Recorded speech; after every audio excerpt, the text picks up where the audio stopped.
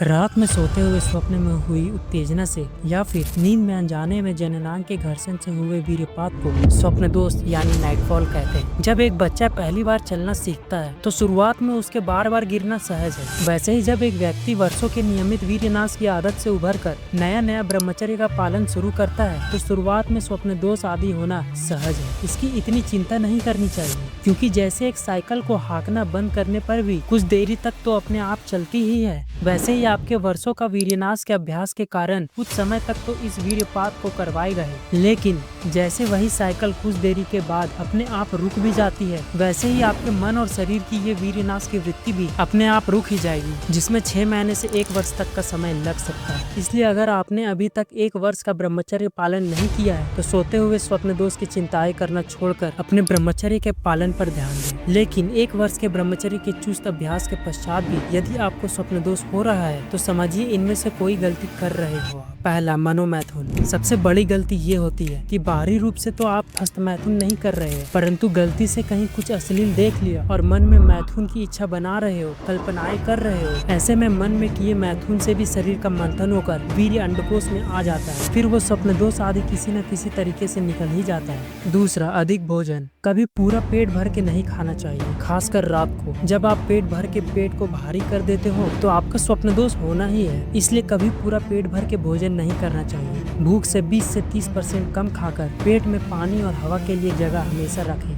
अनारोग्यम अनायुष्यम अस्वर्ग्यम चाति भोजनम अपुण्यम लोक विद्विष्टम तस्मात् तत्व परिवर्जयेत्। मतलब अति भोजन रोग बढ़ाने वाला, आयु को घटाने वाला, नरक में पहुंचाने वाला, पाप वृत्ति बढ़ाने वाला और समाज में निंदा कराने वाला है। इसलिए बुद्धिमान को चाहिए कि वह अति भोजन खाकर अधर्म ना करे। इसलिए पेटू मनुष्य को आत्म का हत्यारा माना गया है, क्योंकि अधिक भोजन धर्म बुद्धि का नाश करता है और पाप वृत्ति बढ़ाता है। अधिक भोजन पापों की जड़ होता है, क्योंकि उसी से काम, क्रोध, लोभ, मोह आदि प्रबल बनते हैं और ब्रह्मचर्य विनाश से व्यक्ति का चरित्र निर्बल बनता है। तीसरा, राजसिक और तामसिक भोजन। ज्यादा तला हुआ, ज्यादा मसालेदार, ज्यादा तीखा, ज्यादा मीठा, ज्यादा नमकीन सब राजसिक भोजन की श्रेणी में आता है और ज्यादा बासी भोजन, सड़ा हुआ भोजन, प्याज, लहसुन, मांसाहार आदि सब तामसिक भोजन की श्रेणी में आता है। ऐसा राजसिक और तामसिक भोजन खाने से भी आपका स्वप्न दोष होना निश्चित है, इसलिए हमेशा सात्विक भोजन करें।